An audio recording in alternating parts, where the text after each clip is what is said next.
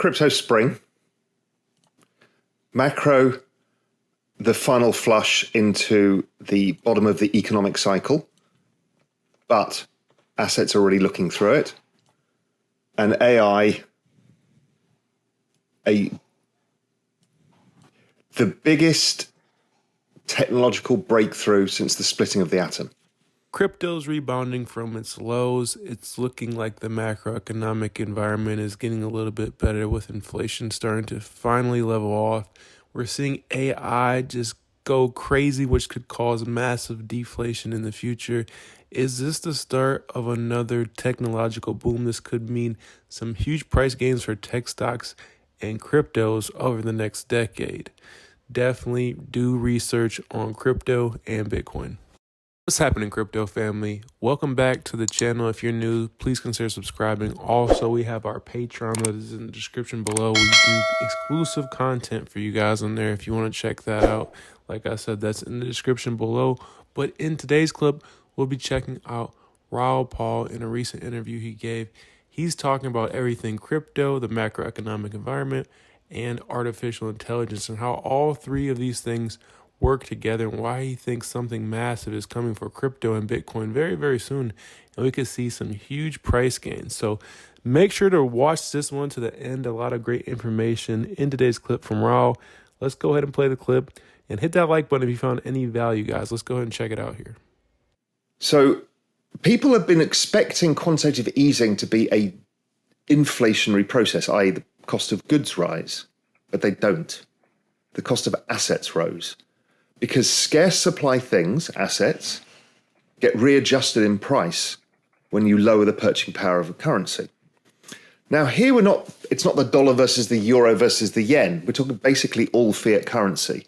The value of it, because there's a lot more of it around, becomes less. And the quantitative easing was the supercharging of this process. So that was basically the defining factor of asset prices.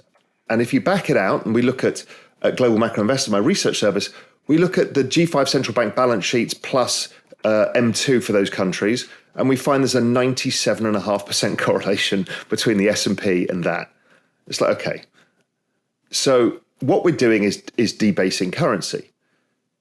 So I dug into that and thought, okay, if that's the basis of the problem we now face,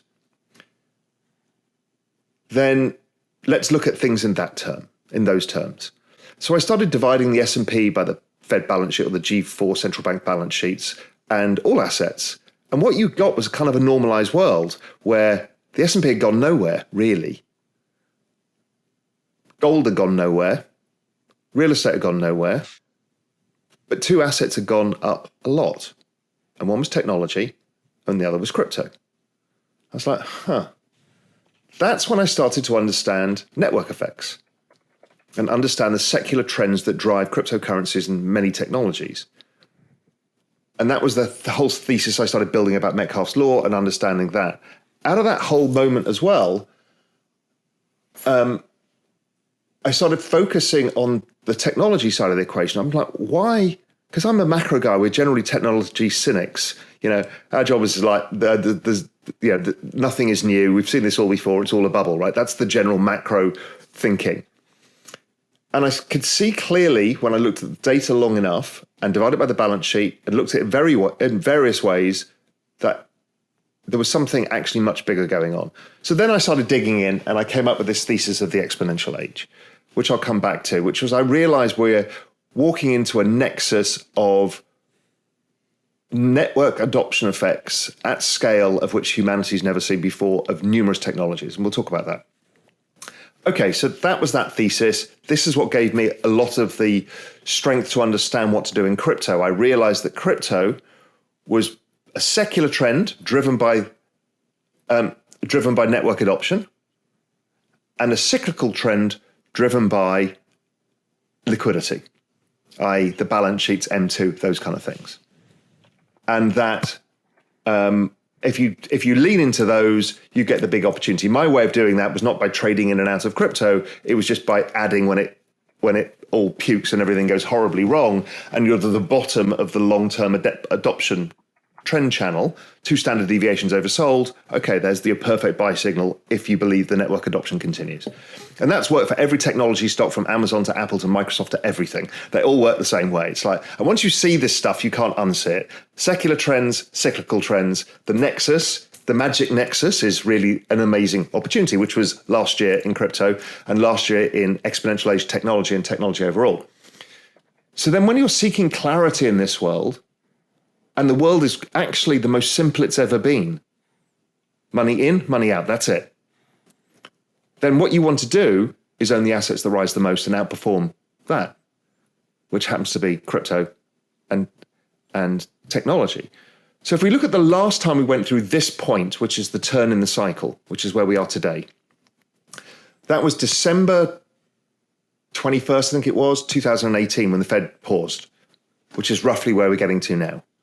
The market already knows this. It can see it coming. We're already having a banking crisis, all the signs of we need to stop.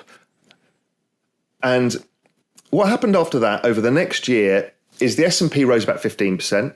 The NASDAQ rose about 25%. What I call the exponential age stocks, they rose about 35%, 40%. And crypto did, well, at one point 300%, but end of the year up about 100%, which is truly extraordinary. I've also then shown that crypto is all the same thing. So if I use the same global liquidity index, it's basically the chart Bitcoin.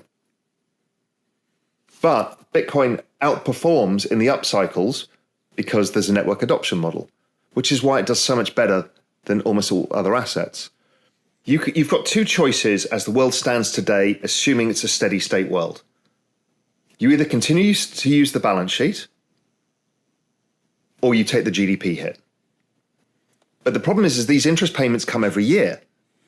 So you just keep compounding negative GDP. It's like, how's that going to work? And is that what people want? It's all well and good, a bunch of Austrian economist doomers saying, well, we just want to blow everything up. I don't think we can. It's too big because the cost to society and humanity is even larger than the costs of what is happening now, which is driving the 1% versus the 99% and all of the other issues we've got going on. So there's one outcome, and this is where it starts to get contentious. The only outcome is to increase productivity. And so we enter the exponential age. So firstly, the exponential age thesis is that we are at this nexus of technology of which mankind has never gone through, and it'll happen in the shortest period of time of any technological change ever. And it's all happening in a way that we will not be able to get our heads around. And crypto was the start of that. All these trends have been in place, but they're now about to hit adoption phase. So crypto is one of them. We're only at 300 million people. The next time we poke our heads above the water in 3 years' time, we'll be at 1 billion people, and then 4 billion people, whatever the numbers work out to be. AI has been coming for ages. And then it's like a nuclear bomb hits in one go because it was so much faster in its adoption than anything humanity's ever faced. We've just brought knowledge, and we'll go into AI later, but we've just brought knowledge, infinite knowledge, scalable knowledge into the global economic system. And it happened in a 3-week period when GPT-4 came out. It went from 0 to 100 million users in 5 weeks. And thank you for watching all the way to the end of the video. If you found any value in that one, make sure to hit that like button, subscribe for more videos. We come out with new videos every single day, so make sure to check us out. But thank you again. My name's Aaron from the Bitcoin Bros. I'm out. I'll see you guys in the next one, and have a great rest of your day.